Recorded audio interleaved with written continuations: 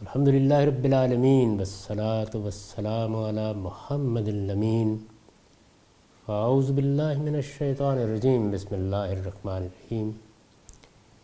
خواتین و حضرات، ہم سورہ مائدہ کی آیت 64 سے درس کی ابتدا کر رہے ہیں۔ اس سے پہلے یاد ہوگا قرآن مجید نے یہود کے باطن کی طرف توجہ دلائی تھی اور یہ بتایا تھا کہ یہ اپنے دلوں میں ایسی باتیں چھپائے ہوئے ہیں جن کا اظہار نہیں کرتے، لیکن اللہ ان سے خوب واقف ہے۔ پھر یہ بتایا تھا کہ اس وقت جو کچھ یہ مذہبیات کے دائرے میں کر رہے ہیں، زندگی کے عام معاملات میں ان کا رویہ ہے جو ان کے اس طرز عمل پر بھی اثر انداز ہو رہا ہے، اور اس میں خاص طور پر اس کا ذکر کیا تھا کہ تم دیکھتے ہو کہ ان میں سے اکثر حق تلفی، ظلم، زیادتی اور حرام خوری کے لیے سرگرم عمل ہے۔ اس کے بعد اب ارشاد فرمایا وَقَالَتِ الْيَهُودُ يَدُ اللَّهِ مَغْلُولَةٌ، یعنی یہ تو ان کا کردار ہے، ان کی سیرت ہے۔ اس سے جو مذہبی رویہ وجود میں آیا ہے وہ بھی تم دیکھ رہے ہو۔ ان کی جسارت کی انتہا یہ ہے کہ یہ کہتے ہیں کہ خدا کے ہاتھ بندھے ہوئے ہیں۔ اس کا کیا مطلب ہے؟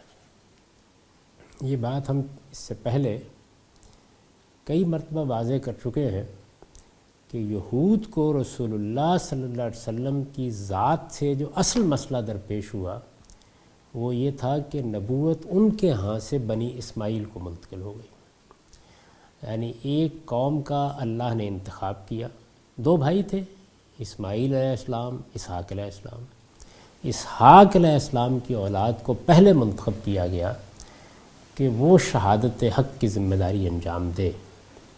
فلسطین کا علاقہ اس کے لیے خاص کر دیا گیا، اسے ہدایت کی گئی کہ وہ اس علاقے پر قبضہ کرے، اس کو مشرکین سے خالی کرا لے، اور یہ پورا علاقہ توحید کے مرکز کی حیثیت سے پوری دنیا کے لیے، پورے عالم کے لیے اتمام حجت کا ذریعہ بنے۔ یہ بڑا غیر معمولی منصب تھا، یعنی دنیا کی تمام قوموں میں سے اللہ تعالیٰ نے ان کا انتخاب کیا۔ قرآن مجید اسی کا حوالہ دیتا ہے اور یہ کہتا ہے کہ فضلتکم علی العالمین، یعنی پوری دنیا کے لوگوں میں سے تمہیں منتخب کیا اور منتخب کر کے ان پر فضیلت دی، یعنی خدا کی قوم بن گئی، خدا کے دائی بن گئے، خدا کا مشن ان کے سپرد کر دیا گیا۔ بڑا غیر معمولی منصب ہے یہ۔ اپنے کرتوتوں کے نتیجے میں یہ اس سے محروم ہوئے، یعنی اللہ کی عنایتوں سے محروم ہوئے، اللہ کے کرم سے محروم ہوئے، اللہ نے جو سرفرازی ان کو بخشی تھی اس سے محروم ہوئے۔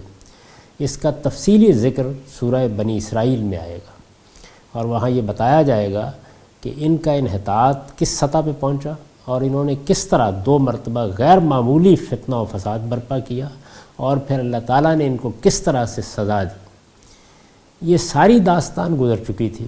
اب ظاہر ہے کہ اللہ نے یہ فیصلہ کر دیا کہ بنی اسماعیل کو اب وہی ذمہ داری دی جائے گی۔ یہ فیصلہ در حقیقت ایک قوم سے ایک منصب لے کر دوسرے کو دینا تھا، یعنی اگرچہ وہ بھی اس منصب پر آج تک فائز ہیں، لیکن اس منصب کے جو تقاضے انہیں پورا کرنے تھے، جب وہ ان کو پورا کرنے کے لیے تیار نہیں ہوئے تو اس کے نتائج سے انہیں محروم کر دیا گیا۔ یہ جو فرمایا گیا تھا کہ تمہیں سرفرازی حاصل ہوگی، تم دنیا کی قوموں میں ممتاز ہوگے، خدا تمہارے ساتھ ہوگا، اگر دنیا کی قومیں تمہارے خلاف اٹھیں گی تو خدا تمہاری طرف سے لڑے گا، ان ساری عنایات سے وہ محروم ہو گئے، اور سیدنا مسیح علیہ السلام کا انکار کر دینے کے نتیجے میں اللہ کے غضب کا شکار ہوئے۔ یہ صورتحال ہو گئی تو اب ایک دوسرا بڑا حادثہ یہ ہوا کہ بنی اسماعیل میں سے رسول اللہ صلی اللہ علیہ وسلم کی بعثت ہو گئی۔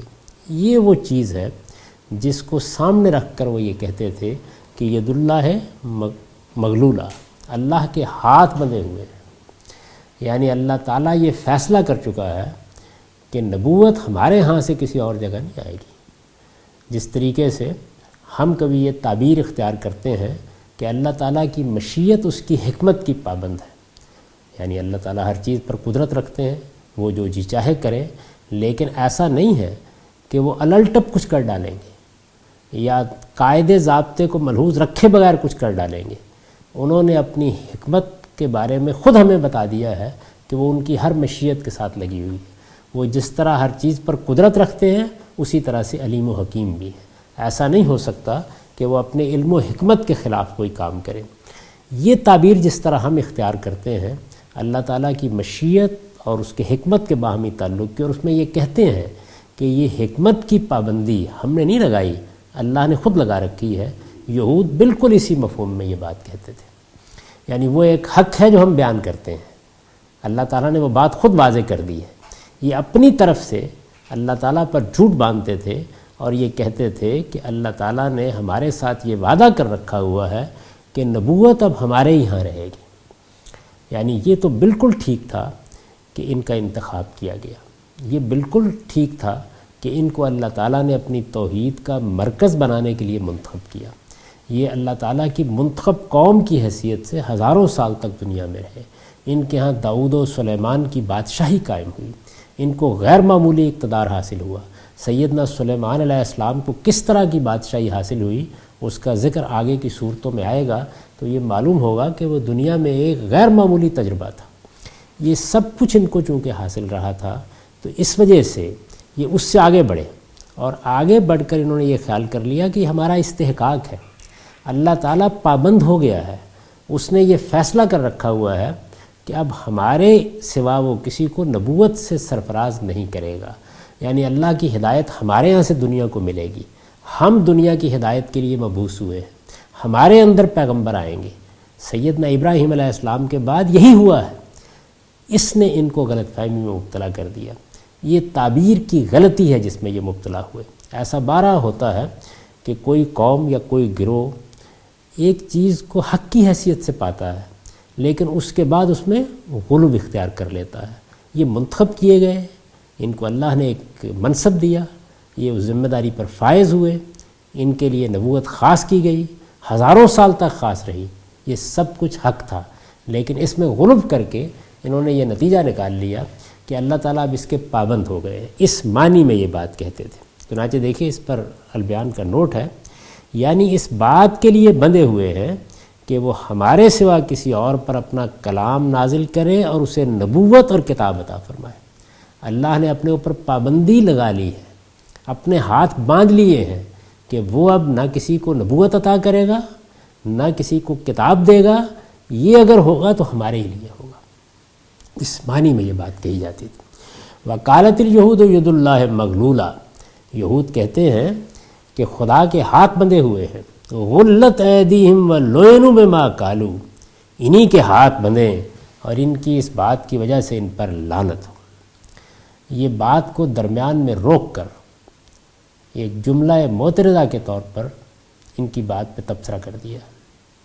قرآن مجید کے بارے میں امام حمید الدین فرائی نے ایک جگہ لکھا ہے کہ قرآن ایک آسمانی خطیب کی طرح بات کرتا ہے، یعنی یوں سمجھ لیجئے کہ جیسے آسمان سے لوگوں کو مخاطب کیا جا رہا ہے اور پھر کبھی دائیں کبھی بائیں، کبھی رسول اللہ صلی اللہ علیہ وسلم مخاطب ہو جاتے ہیں، کبھی اہل کتاب مخاطب ہو جاتے ہیں، وہاں مسلمان بھی موجود ہیں ان کی طرف رخ مڑ جاتا ہے۔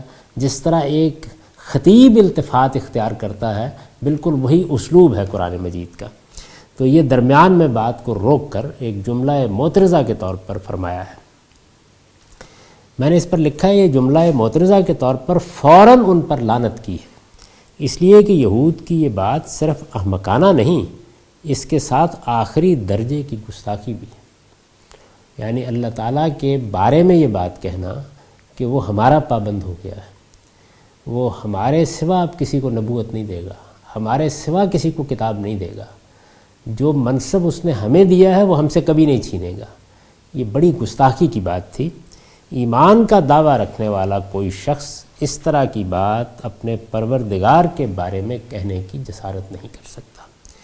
یہ بات کیونکہ ایسی بات تھی، یعنی نہایت سنگین بات، اس لیے فوراً روکا ہے اور روک کر ان پر لعنت کی ہے۔ لعنت کا مطلب یہ ہوتا ہے کہ اللہ کی رحمت سے یہ لوگ دور ہوئے۔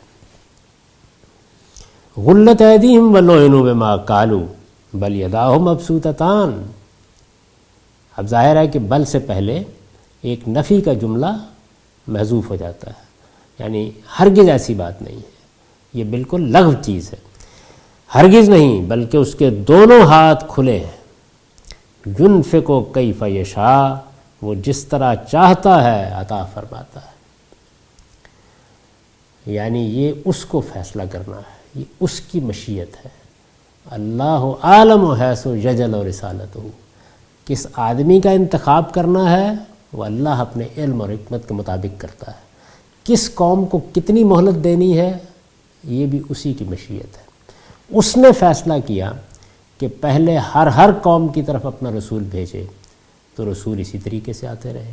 اس نے فیصلہ کیا کہ سیدنا ابراہیم علیہ السلام کے بعد نبوت ان کی اولاد کے لیے خاص کر دی جائے، اور پھر رسول اللہ صلی اللہ علیہ وسلم تک اس کا یہی فیصلہ برقرار رہا، یہاں تک کہ نبوت ختم ہو گئی، تو یہ بھی اسی کی مشیت تھی۔ اور اس نے اگر خود ذریت ابراہیم میں سے پہلے بنی اسحاق کا انتخاب کیا تو اپنی حکمت کے تحت کیا، اور اگر پھر باقی دنیا کے لیے، رہتی دنیا کے لیے بنی اسماعیل کا انتخاب کیا تو اپنی حکمت سے کیا۔ اس کو بیان کیا ينفق کیف یشاء، یعنی وہ اللہ ان کا پابند نہیں ہے، اس پر بیان کا نوٹ ہے، یعنی ان کا پابند نہیں ہے کہ فلاں کو نبوت دے اور فلاں کو نہ دے۔ یہ جو فرمایا ہے کہ اس کے دونوں ہاتھ کھلے ہیں، وہ جس طرح چاہتا ہے عطا فرماتا ہے، تو اس کا مدعا یہ ہے کہ فلاں کو نبوت دے فلاں کو نہ دے، وہ اس کا پابند نہیں ہے، وہ اپنے قانون اور اپنی حکمت کے مطابق جس پر چاہتا ہے یہ عنایت فرماتا ہے۔ ظاہر ہے کہ یہ بات بڑی گستاخی کی بات تھی، بہت حدود سے متجاوز بات تھی، اس لیے فوراً اس پر تبصرہ کر کے یہ واضح کر دیا ہے۔ اس میں یہ جو الفاظ آئے ہیں کہ ينفق کیف یشاء، اس پر البیان کا نوٹ ہے، اس سے واضح ہے کہ ينفق کیف یشاء میں جس انفاق کا ذکر ہے وہ یہی ہے۔ یہ نوٹ آگے کی آیت سے واضح ہو جاتا ہے۔ چنانچہ دیکھیے ارشاد فرمایا ينفق کیف یشاء، وہ جس طرح چاہتا ہے عطا فرماتا ہے، وَلَيَزِيدَنَّ كَثِيرًا مِّنْهُ مَا أُنزِلَ إِلَيْكَ مِن رَبِّكَ طُغْيَانًا وَكُفْرًا، حقیقت یہ ہے کہ ان میں سے بہتوں کی سرکشی اور ان کے کفر کو وہ چیز بڑھا رہی ہے جو تم پر تمہارے پروردگار کی طرف سے نازل ہوئی ہے۔ یعنی اب یہ بتا دیا کہ یہاں کون سا انفاق زیر بحث ہے۔ انفاق کا لفظ چونکہ مال خرچ کرنے کے معنی میں آتا ہے تو لوگوں کا زیادہ دھیان اس طرف گیا ہے، یہاں یہ اس باری میں نہیں ہے۔ یہ آیت جو آگے میں نے پڑھی ہے یہ بتا دیتی ہے کہ ان کا اصل مسئلہ یہ تھا کہ اللہ تعالیٰ نے یہ کیا کیا ہے کہ ایک کتاب جو ہمارے پاس آیا کرتی تھی بنی اسماعیل پر نازل کر دی، پیغمبر جو ہمارے یہاں مبعوث ہوتے تھے بنی اسماعیل کے یہاں مبعوث کر دیا ہے۔ یہ کیا ہوا ہے؟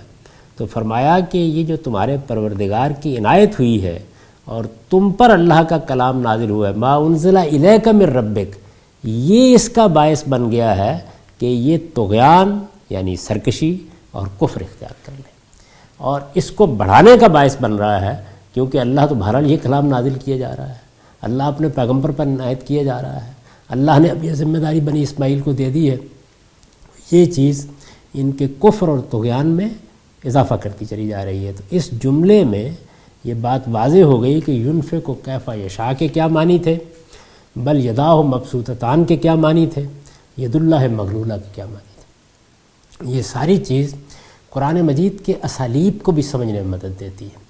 یعنی ایسا ہوتا ہے کوئی عام لفظ اختیار کر لیا جاتا ہے اور پھر اس کے بعد اس کا اطلاق کس چیز پر ہو رہا ہے، آپ کلام کو آگے پڑھیں تو واضح ہو جاتا ہے۔ یعنی بظاہر تو اگر آپ ید اللہ مغلولہ سے بات شروع کریں تو خیال ہوتا ہے کہ غالباً اللہ تعالیٰ کی کسی دنیوی عنایت کے بارے میں گفتگو ہو رہی ہے۔ پھر اس کے بعد جب یہ کہا جاتا ہے کہ خدا کے ہاتھ کھلے ہوئے ہیں، ينفق کیف یشاء، تب بھی دھیان اس طرف جاتا ہے، لیکن جیسے آپ آگے بڑھتے ہیں تو یہ معلوم ہو جاتا ہے کہ یہاں کیا چیز زیر بحث ہے۔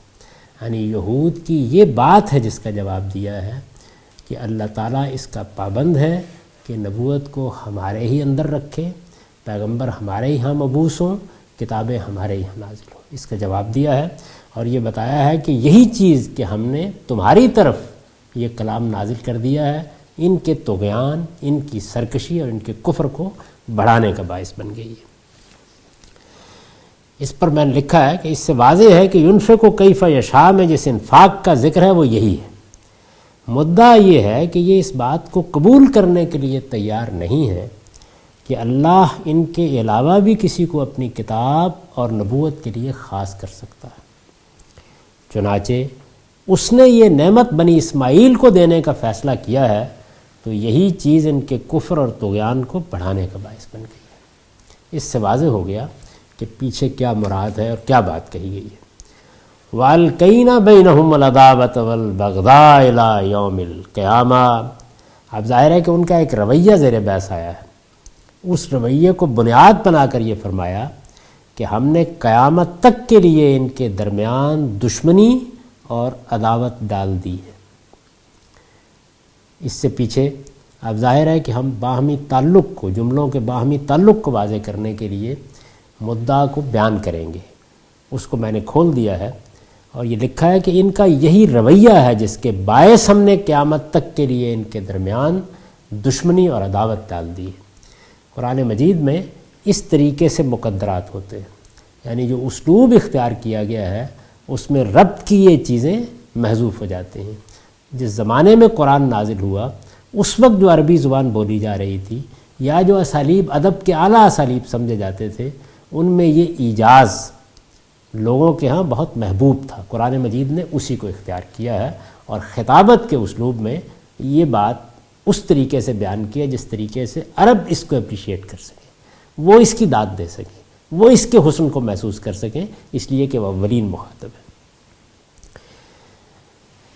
ان کے درمیان دشمنی اور عداوت ڈال دی ہے۔ اس پر البیان کا نوٹ ہے، اس سورہ کی آیت 14 میں نصارہ سے متعلق یہی فرمایا ہے۔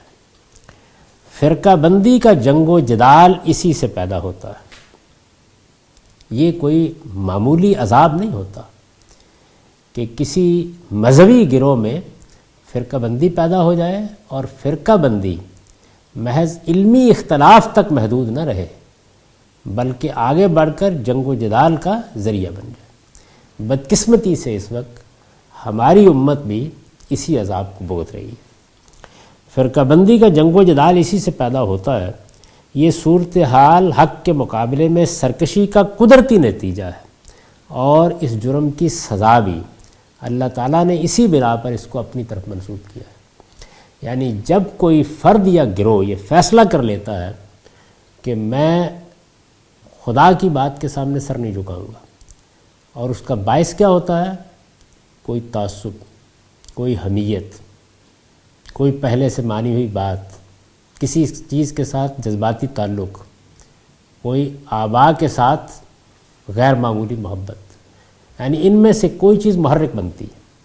قبول حق کی ویسے تو بہت سی رکاوٹیں ہیں، لیکن جو بڑی بڑی رکاوٹیں ہیں وہ جب اس کا باعث بنتی ہیں تو اس کے نتیجے میں جو رویہ پیدا ہوتا ہے وہ سرکشی کا رویہ ہے، جس کو طغیان سے تعبیر کیا ہے۔ یہ سرکشی ہے کہ جس کے نتیجے میں پھر حق اصل مسئلہ نہیں رہتا۔ جب تک حق اصل مسئلہ ہوتا ہے گفتگو ہوتی ہے، بات چیت ہوتی ہے، مکالمہ ہوتا ہے، ایک دوسرے کی بات عزت اور احترام کے ساتھ سنی جاتی ہے، فتوے نہیں لگائے جاتے، اختلاف کو گوارا کیا جاتا ہے، یہ مانا جاتا ہے کہ اللہ تعالیٰ نے اختلاف کو گوارا کیا ہے۔ بار بار قرآن مجید میں یہ کہا ہے کہ اگر اللہ چاہتا تو سب انسانوں کو ایک ہی مذہب، ایک ہی دین اور ایک ہی تعبیر پر لے آتا، لیکن اس نے ایسا نہیں کیا۔ اس نے انسانوں کو آزادی دے رکھی ہے۔ یہ آزادی جس طرح لوگوں کو یہ حق دیتی ہے کہ وہ اپنے انتخاب سے یہودی ہو کر جئیں، نصرانی ہو کر جئیں، ہندو ہو کر جئیں، بدھ ہو کر جئیں، یا اللہ ان کو توفیق دے اور وہ اس حق کو قبول کریں جس کو محمد الرسول اللہ صلی اللہ علیہ وسلم لے کر آئے ہیں۔ یہ اللہ تعالیٰ کا دیا ہوا حق ہے۔ اللہ اس پر مواخذہ کریں گے، یعنی قیامت میں مسئول ٹھہرائیں گے کہ تم نے کسی چیز کو اختیار کیا تو کن دلائل کی بنیاد پر اختیار کیا؟ تم حق کے سچے طالب بن کر رہے یا اپنے تعصبات کے اسیر ہو کر رہے؟ یہ مواخذہ ہوگا۔ لہٰذا شرک کی بھی سزا ملے گی، کفر کی بھی سزا ملے گی، ارتداد کی سزا ملے گی۔ یہ اللہ قیامت میں دے گا، کبھی دنیا میں بھی دیتا ہے جب رسولوں کی بعثت ہوتی ہے، لیکن یہ اسی کا حق ہے۔ یہ سب ہوگا، لیکن بہرحال اس دنیا میں اس نے یہ آزادی دے رکھی ہے۔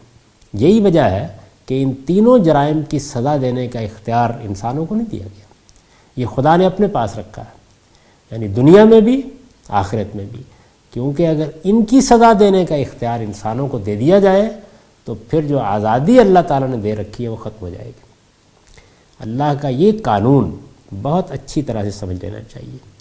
جب لوگ اس کو نہیں سمجھتے تو وہ پھر صرف اختلاف نہیں کرتے، یعنی اگر وہ اس کو سمجھ لیں تو پھر شرک جیسی بات بھی اگر سامنے آئے، کفر جیسی چیز بھی سامنے آئے، تو آدمی کے اندر جو جذبہ پیدا ہوگا وہ دعوت کا جذبہ ہوگا۔ مجھے بات واضح کرنی ہے، مجھے حق کا پیغام پہنچانا ہے، مجھے لوگوں کے دروازوں پر دستک دینی ہے، مجھے حق و باطل کا فرق بیان کرنا ہے، مجھے لوگوں کو سمجھانا ہے، مجھے ان کے سامنے خدا کی کتاب پیش کرنی ہے، مجھے انہیں توجہ دلانی ہے اور خیر خواہی اور محبت کے جذبے سے دلانی ہے، پھر یہ صورت ہوگی۔ لیکن جس وقت آپ یہ خیال کر لیں گے کہ آپ کو فوجدار بنا دیا گیا ہے تو پھر آپ قاضی کے منصب پر فائز ہوتے ہیں، پھر آپ شرک کو متعین کریں گے اپنے فتوے سے، کفر کو متعین کریں گے، ارتداد کو متعین کریں گے اور بندوق اٹھا لیں گے، تلوار اٹھا لیں گے۔ اس طرح آپ خدا کی اسکیم کے خلاف جنگ کریں گے۔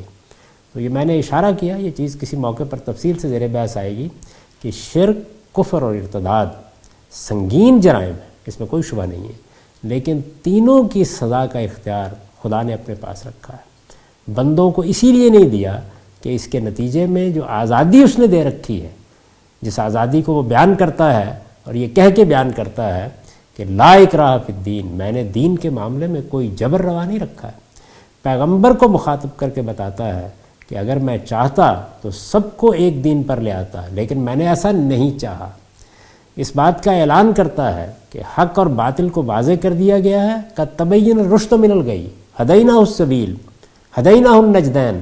اب یہ انسان کا معاملہ ہے کہ من شاء فلیؤمن من شاء فلیکفر۔ لوگوں کو حق حاصل ہے کہ وہ دنیا میں جو فیصلہ چاہے کریں، البتہ میرے سامنے جواب دہ ہوں گے، میں پوچھوں گا قیامت کے دن۔ اور میں عرض کر چکا کہ کبھی ایسا بھی ہوتا ہے کہ وہ دنیا میں سزا دیتا ہے، جس طرح کے رسولوں کی بعثت کے بعد ہوا۔ اگر لوگ اس کو تسلیم نہ کریں تو پھر کیا ہوگا؟ پھر فرقہ بندی پیدا ہوگی، اور فرقہ بندی پیدا ہوگی تو وہ کیسے ہوگی؟ شرک کے فتوے لگائے جائیں گے، کفر کے فتوے لگائے جائیں گے۔ شرک ہے، اس کی وضاحت کرنا یہ دعوت ہے، یہ کفر ہے، اس کی توضیح دعوت ہے۔ اس سے ارتداد لاحق ہو جاتا ہے۔ جب آپ دعوت کے اسلوب میں دلائل سے یہ بات بیان کر رہے ہوتے ہیں تو یہ دوسرے کی خیر خواہی ہے، لیکن آپ اس کا فتویٰ لگاتے ہیں اور اس کے بعد اس کی سزا دینے کے لیے تیار ہو جاتے ہیں۔ جب یہ صورت پیدا ہوتی ہے تو پھر عداوت اور دشمنی پیدا ہوتی ہے، جس طرح کے اس وقت بدقسمتی سے ہمارے ہاں بھی پیدا ہو گئی ہے۔ پھر ہاتھ میں بندوق ہوتی ہے تو وہ چل جاتی ہے، ورنہ کم سے کم انسان کی شخصیت کا قتل تو یہ فتاویٰ کرتے ہی رہتے ہیں۔ ان کے ہاں بھی یہی ہوا۔ اللہ تعالیٰ نے اس کے قدرتی نتیجے کے طور پر، یعنی یہ سرکشی کے مقام پر یہ چلے گئے، انہیں یہ سزا دی، اور اسی وجہ سے یہاں اس کو دیکھیے اپنی طرف منسوب کیا ہے کہ والقینا، ہم نے یہ چیز ان کے اندر ڈال دی، والقینا بینہم العداوۃ والبغضاء الی یوم القیامہ۔ ان کا یہی رویہ ہے جس کے باعث ہم نے قیامت تک کے لیے ان کے درمیان دشمنی اور عداوت ڈال دی ہے۔ کلما اوقدوا نارا للحرب اطفاء اللہ ویسعون فی الارض فسادا واللہ یحب المفسدین۔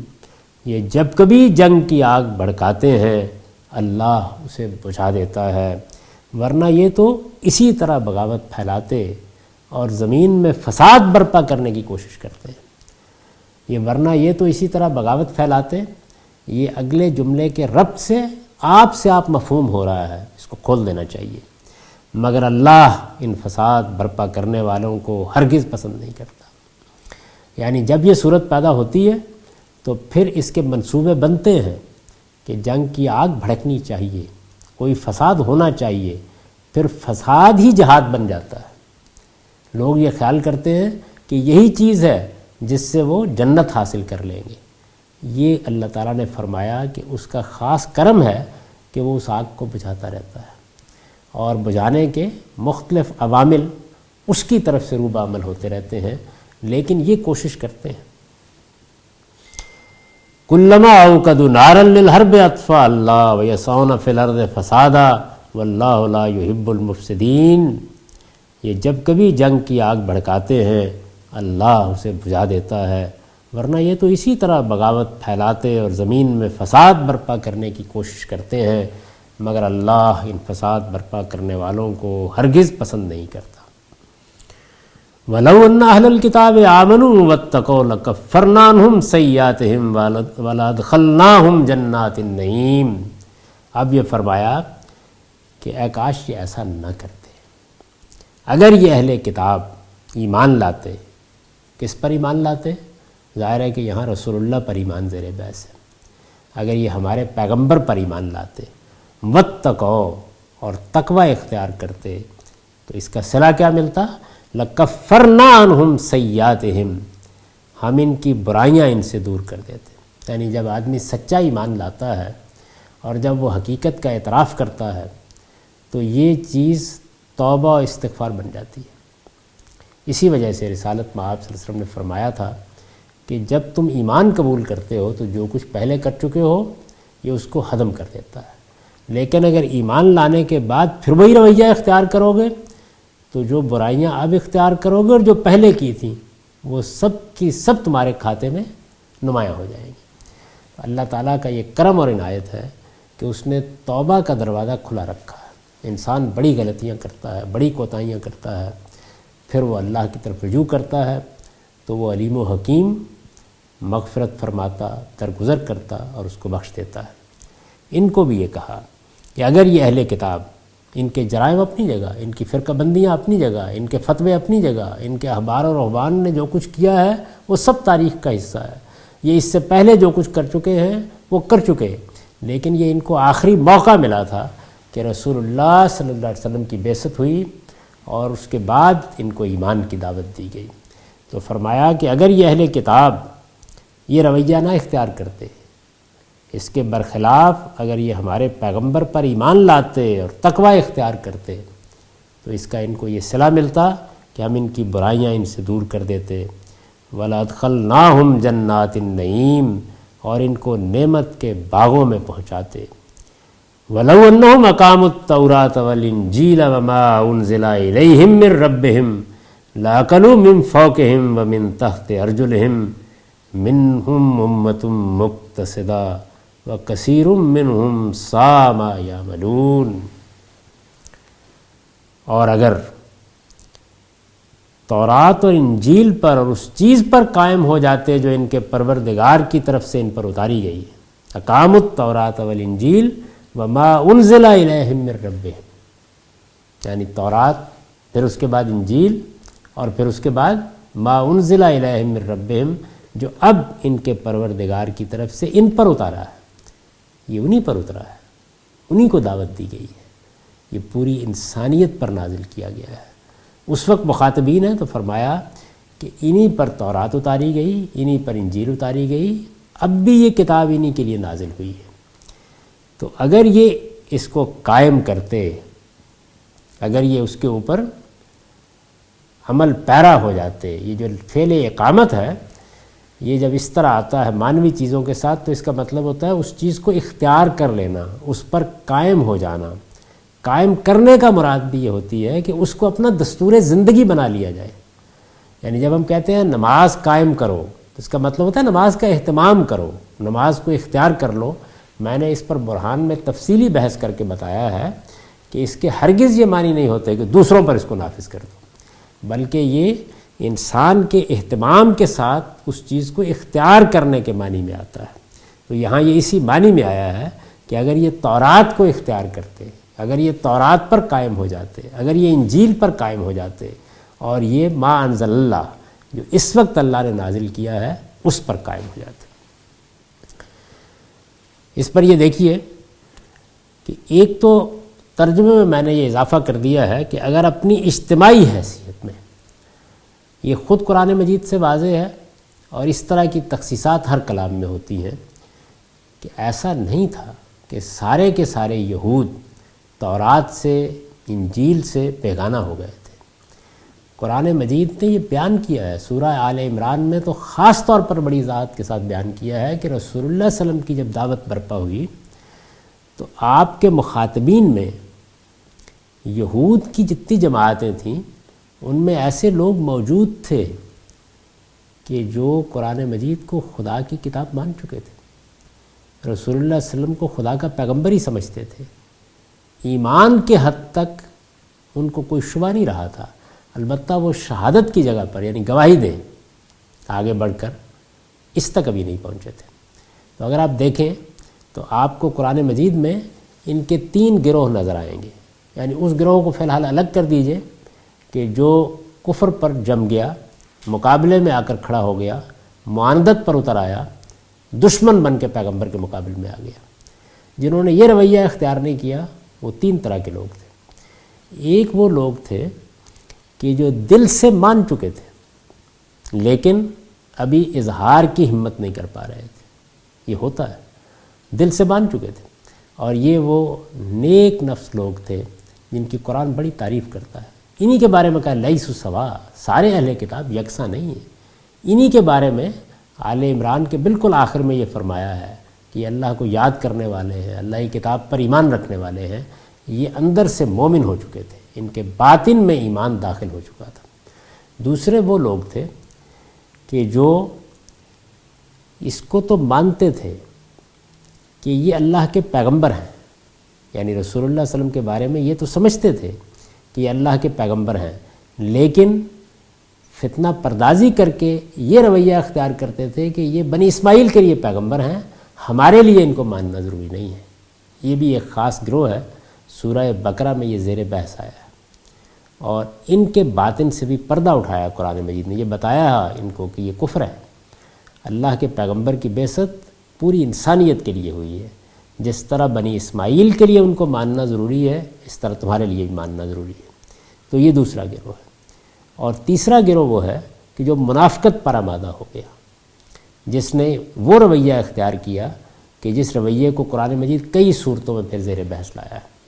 یہ چیز اپنے موقع کے اوپر مزید وضاحت میں آئے گی، تو میں نے یہاں یہ بات عرض کر دی ہے کہ ان کے اندر بھی اچھے لوگ موجود تھے، تو انفرادی حیثیت سے نہیں، یہاں جو بات کہی جا رہی ہے وہ یہ ہے کہ اگر اپنی اجتماعی حیثیت میں یہ قائم ہو جاتے، یہ اس کو مان لیتے، تو پھر اللہ تعالیٰ ان کو کیا کچھ دیتا، یہ بالکل وہی وعدہ ہے جس کا ذکر تورات میں بھی بڑی تفصیل سے آیا ہے۔ اس کی ہم مزید تفصیل اگلی نشست میں کریں گے۔ اس وقت آپ ان آیات کا سادہ ترجمہ سن لیجئے۔ ارشاد ہوا ہے، یہودی کہتے ہیں کہ خدا کے ہاتھ بندھے ہوئے ہیں، انہی کے ہاتھ بندھے ہیں اور ان کی اس بات کی وجہ سے ان پر لعنت ہو۔ ہرگز نہیں، بلکہ اس کے دونوں ہاتھ کھلے ہیں، وہ جس طرح چاہتا ہے عطا فرماتا ہے۔ حقیقت یہ ہے کہ ان میں سے بہتوں کی سرکشی اور ان کے کفر کو وہ چیز بڑھا رہی ہے جو تم پر تمہارے پروردگار کی طرف سے نازل ہوئی ہے۔ ان کا یہی رویہ ہے جس کے باعث ہم نے قیامت تک کے لیے ان کے درمیان دشمنی اور عداوت ڈال دی ہے۔ یہ جب کبھی جنگ کی آگ بھڑکاتے ہیں اللہ اسے بجھا دیتا ہے، ورنہ یہ تو اسی طرح بغاوت پھیلاتے اور زمین میں فساد برپا کرنے کی کوشش کرتے ہیں، مگر اللہ ان فساد برپا کرنے والوں کو ہرگز پسند نہیں کرتا۔ اس کے برخلاف اگر یہ اہل کتاب ہمارے پیغمبر پر ایمان لاتے اور تقوی اختیار کرتے تو اس کے صلے میں ہم ان کی برائیاں ان سے دور کر دیتے اور ان کو نعمت کے باغوں میں پہنچاتے، اور اگر اپنی اجتماعی حیثیت میں تورات و انجیل پر اور اس چیز پر قائم ہو جاتے جو ان کے پروردگار کی طرف سے ان پر اتاری گئی ہے، تو اپنے اوپر سے اور اپنے پاؤں کے نیچے سے رزق پاتے۔ اقول قولی ھذا واستغفر اللہ لی ولکم ولسائر المسلمین۔